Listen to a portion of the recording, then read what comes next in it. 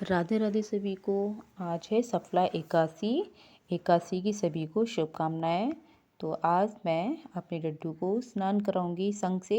मैंने इसमें गुनगुना जल भर लिया है। पहले मैं दूध से स्नान करा दूंगी, फिर जल से स्नान करा दूंगी।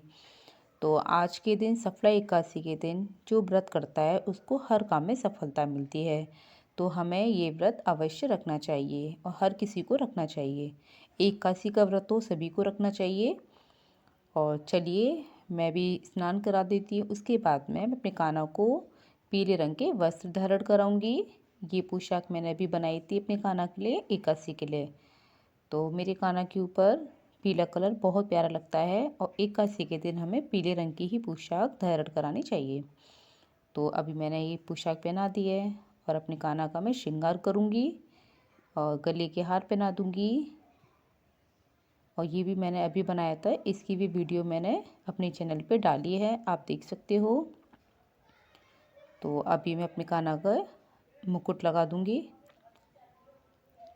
ये मैंने दो बनाई थी, राधा रानी के लिए, कान्हा जी के लिए, दोनों सेम बनाई हैं। और ये मैंने वेलवेट के कपड़े से बनाई है। तो अभी देखिए मेरे कान्हा जी कितने प्यारे लग रहे हैं।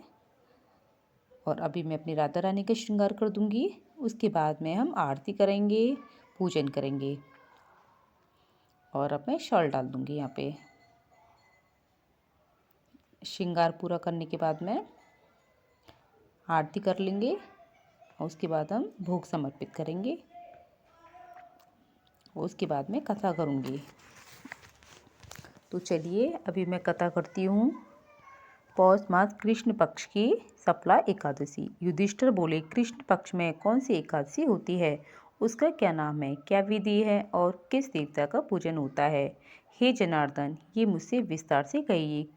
श्री कृष्ण बोले, हे राजेंद्र, आपके स्नेह के कारण मैं कहता हूँ, पौष मास के कृष्ण पक्ष में जो द्वादशी युक्ति एकादशी होती है उसकी विधि लोकहित के लिए मैं तुमसे कहूँगा। इस एकादशी का नाम सफला है। इसके नारायण अधिदेव हैं।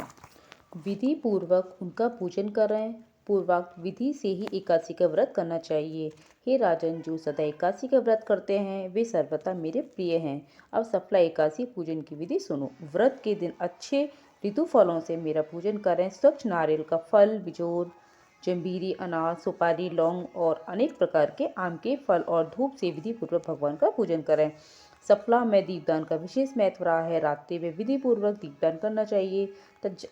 जब तक नेत्र खुले रहें तब तक एकाग्र से होकर रात्रि में जागरण करें। उसके पुण्य का फल सुनो। हे नारायण देव, उसके समान न तो यज्ञ है, न तीर्थ, न संसार में कोई व्रत है। 5000 वर्ष तपस्या करने से जो फल मिलता है वह सफला एकादशी के व्रत को करने से मिलता है। राधा शार्दूल, अब सुनो। महीष्मती राजा की चंपावती नाम की प्रसिद्धपुरी थी। राजा के 4 पुत्र थे। उनमें लुम्पक नाम का बड़ा पापी था। वह परस्पीगामी, जुआरी और वैश्यगामी था। राजा ने पुत्र की ऐसी दशा देखकर राज्य से निकाल दिया। तब लुम्पक मन से सोचने लगा कि पिता और बंधुओं ने मुझसे त्याग दिया, अब मुझको क्या करना चाहिए। इस प्रकार चिंता करते हुए उसके विचार किया कि मैं दिन में वन चला जाऊंगा, फिर रात को वन से आकर पुरी में रहूंगा। ये विचार करके वह नगर को छोड़कर सघन वन में चला गया। नृत्य, जीव हिंसा और चोरी करता था। इस प्रकार उस पापी ने सारे नगर में चोरी की। पहरेदारों ने उसको पकड़ लिया, परंतु राजा के भय से छोड़ दिया। वन भगवान को अत्यंत प्रिय था। वहाँ अति प्राचीन पीपल का पेड़ था। उस वन में लोग उस वृक्ष को देवता की तरह मानते थे। उसी स्थान पर वह पापी लुम्पक रहता था।